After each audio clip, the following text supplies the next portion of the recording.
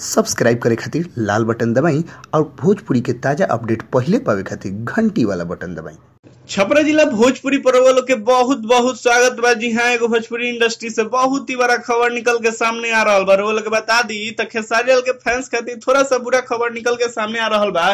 बुरा खबर ये मायने में बा कि खेसारी लाल की फिल्म रिलीज होकर तलक जो ना कि डेट आगे बढ़ गई बा, कोनो कारणवश से ओकर डेट आगे बढ़ा देवल गई बा। इसे हो सके तो वो दिन पे भी रिलीज हो सकता, लेकिन अभी अनुमान लगावल जाता है कि एकर डेट आगे बढ़ गई बा। इसी कौन फिल्म है, कोना फिल्म के बारे में हम कहे के चाहता नहीं, ये वीडियो में सब कुछ बताएं। वीडियो के साथ बने रही, वीडियो के अंत देखी, अब वीडियो के लाइक ना भुलाई। रउआ लोग के बता देते खेसारी लाल के वो फिल्म के ट्रेलर रउआ लोग हाल में देखनी है, जो ना फिल्म के नाम है दुल्हन गंगा पार के। स्टेज शो में भी खेसारी लाल कहले बाने कि 11 तारीख के रिलीज होके जा रहल बा, लेकिन डिस्ट्रीब्यूटर से बात भइला के बाद क्लियर हो गइल बा कि 11 के शायद रिलीज ना होके, काहे कि कुछ कागजी कार्रवाई होला जो ना के कारण रुकेला फिल्म चाहे आगे बढ़ेला, वो अभी पूरा तरह से क्लियर नहीं भइल। जे कारण 11 से बढ़ भी सकता, डेट 11 के भी रिलीज हो सकता। अभी पर कोनो प्रकार के कंफर्मेशन नहीं है, लेकिन ज्यादा चांस बा कि अभी 18 के रिलीज हुई, 11 के रिलीज ना हुई। ये खेसारी लाल फैंस खातिर थोड़ा सा बुरा खबर बा। ये बुरा खबर बा काहे कि दर्शक काफी दिन से ये फिल्म के इंतजार करता रहे। जब से ये फिल्म के नाम तक रखल गई रहे, ओकरा बाद से दर्शक काफी इंतजार करता है। 2 साल बाद ये फिल्म के ट्रेलर आई रहलक है,